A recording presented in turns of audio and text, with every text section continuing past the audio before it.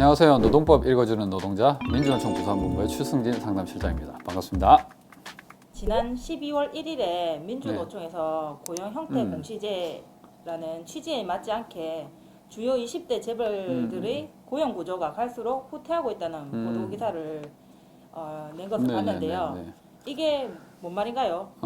네, 이거 저도 보고 있는데 저희 민주노총에는 부설로 연구하는 이제 연구 조사하고 분석하는 그 민주노동연구원이라는 곳이 있어요. 그래서 여기서 낸 보도 자료인데요. 이게 300인 이상 사업장들이 이제 고용 형태가 어떤지 다 공개 의무적으로 하도록 돼 있어요. 이거를 고용 형태 공시제라고 하는데 그걸 좀 분석을 해봤던 거죠. 많이 고용하는 회사들을 한 20개로 잡거든요. 거기서 세 곳이 지금 그러니까 경영 상태 문제 때문에 이게 고용 형태가 조금 안 좋아진 상황이 있어요. 근데 그 외에 17개의 재벌들을 보니까 이 증감 현황들을 2014년, 2020년 이렇게 쭉 진행되는 과정을 쭉 봤어요. 그러니까 겉으로 보기에는 비정규직 비율이 줄었어요. 한 5,500명 정도 줄었고, 근데 간접 고용이라고 하는 위탁, 외주화시킨 이 단위가 한 23,000명이 늘었어요. 재벌들은 비정규직을 줄이고 있구나. 더 정규직을 많이 하구나. 이렇게 보일 수 있다는 거죠. 근데 이 비정규직과 간접 고용의 이 의미가 좀 다를 뿐이지 간접 고용이 실제로 외주화랑 위탁 이런 개념이기 때문에 그 회사들은 다 대부분 비정규직이에요. 예, 그래서 이걸 전체적으로 봤을 때는 오히려 비정규직 비율이 늘어났더라. 그러니까 재벌들이 소위 말해 책임을 계속 외주화시키고 있다는 거예요. 아예 노동자에 대한 보호 이런 것조차도 밖으로 떠밀고 있다는 거죠. 다른 회사들, 외주 주는 회사들한테 다 넘겨버리는 이거는 사실 오히려 국민들 눈속이고 있는 거예요. 예. 2019년도부터 계속 이슈화되고 있는 산업재해 문제인 안전의 외주화가 좀 떠오르는데요. 재벌들이 좀 겉으로는 정규직을 확대시키는 것처럼 하면서 뒤로는 책임을 작은 회사에 떠넘기는 그런 형태인 것 같습니다. 비정규직이 양상되는 걸 좀 재벌들이 조장했다는 건가요? 예, 저희가 보기엔 그런 거죠. 이제 가뜩이나 이 코로나 터지고 나서 기업들이 이 어떤 노동자에 대한 고용을 이제 소위 말해서 불안해하기도 하고 왜 해고나 이런 것도 자유롭게 해야 되는데 이걸 못하니까 근로기준법이 5인 이하는 해고에 자유롭게 할 수 있거든요. 그래서 5인 이하 사업장으로 여러 개로 쪼개는 방식의 변칙들 이런 걸 위장한 5인 사업장 이런 것들을 만들기 시작했어요. 근데 결국에는 이게 시초가 어디였냐라고 보니까 이 재벌 아니었냐 이런 게 드러났다는 거죠. 이게 재벌이 몇 년 전부터 이렇게 간접 고용식으로 외주화시키는 이게 결국에는 지금의 작은 회사들이 더 작게 5인 미만으로 더 업체를 많이 만들어서 근로기준법이나 어떤 노동자의 보호 조치나 이런 것들을 회피하는 그런 방향이랑 맥락이 똑같더라는 거예요. 그게 제일 큰 문제라는 걸 이번에 확인했다라는 거죠. 5인 미만 사업장에 대한 오늘 또 때마침 사연이 왔는데요. 사연 읽어주시면 되겠습니다. 네. 안녕하세요. 소규모 제조업체에서 회계와 사무일을 하는 여성입니다. 2019년까지 저희 회사에는 40여 명의 노동자가 일하고 있었는데요. 2020년이 되면서 회사가 새로운 법인을 여러 개 만들었습니다. 5명 미만 단위로 회사를 쪼개서 만들면 정부 지원금도 많이 받을 수 있다고 얘기를 했어요. 그래서 부서 책임자였던 분들이 여러 개 법인들의 대표들이 되었고요. 하지만 형식적으로만 여러 법인들이 존재하는 것처럼 됐고 실제로는 이전과 달라진 게 없이 본래 회사에서 운영을 다 하고 업무 처리를 하고 있습니다. 그러다 보니 회계나 사무를 보는 부서들이 바빠졌어요. 이전에는 법인 하나의 서류만 준비하면 됐던 게 지금은 10개 가까이 되는 법인의 서류를 준비해야 하는 상황이 된 거죠. 그러니 제 업무도 늘어나고 야근도 많아졌습니다. 심지어 집에 가서도 일을 계속 하게 되는 상황이 발생했는데요.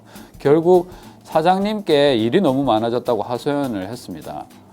그런데 2주 뒤에 사장님이 적성에 맞지 않는 것 같다고 나가라고 합니다.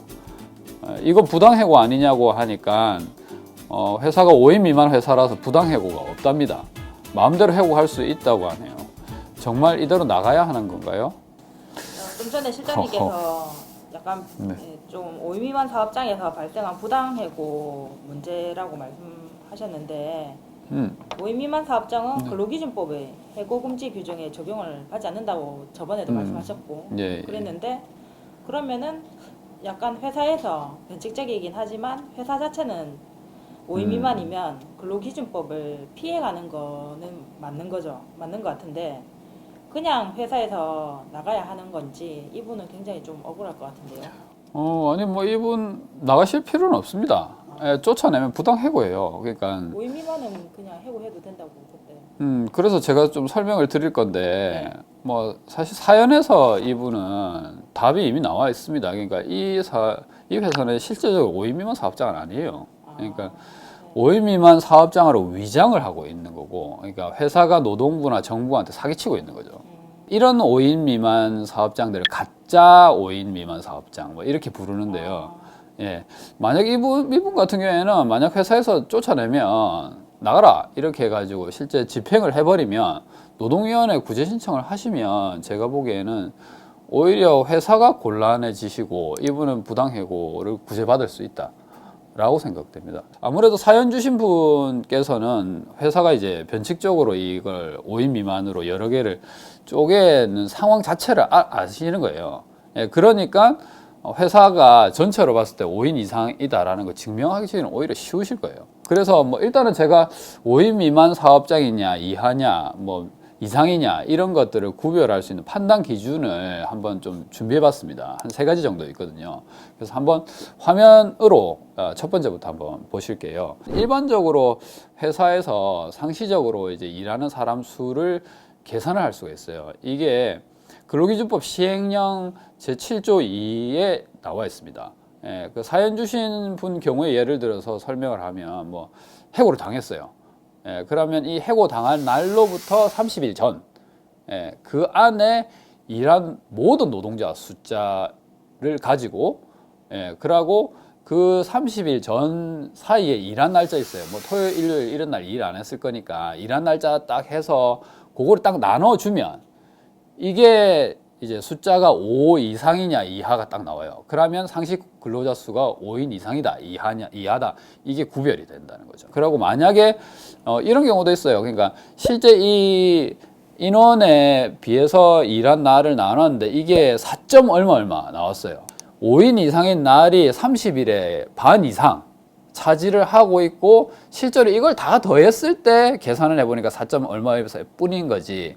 날짜 수로는 5인 이상인 사업장이 한 15일 이상 더 높다, 더 많다, 15일 이상이다 라고 한다면 이건 5인 이상 사업장이라고 봅니다.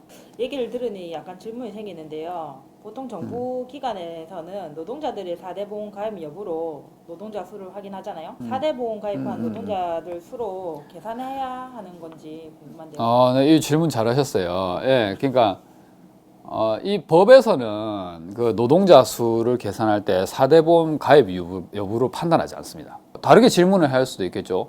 그러면 정규직과 계약직이 존재한다. 그러면 이 정규직의 노동자 수와 계약직 노동자 수를 구별해야 되는 거 아니냐.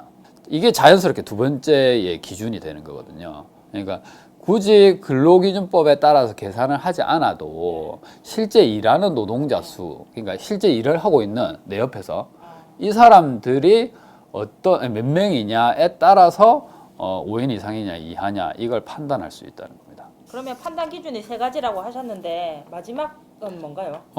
그 마지막 판단 기준은 이제 가짜 5인 미만 사업장 안에서도 위장을 하고 있는 5인 미만 사업장에 대한 판별이에요. 첫 번째, 두 번째, 세 번째 1, 2, 3번 있어요. 그러니까 여러 회사의 이 회계나 뭐 재무, 사무 업무 그리고 인사 노무나 뭐 어떤 사업 전반에 대한 그러니까 진행 이런 것들을 하나의 회사가 총괄한다는 거죠.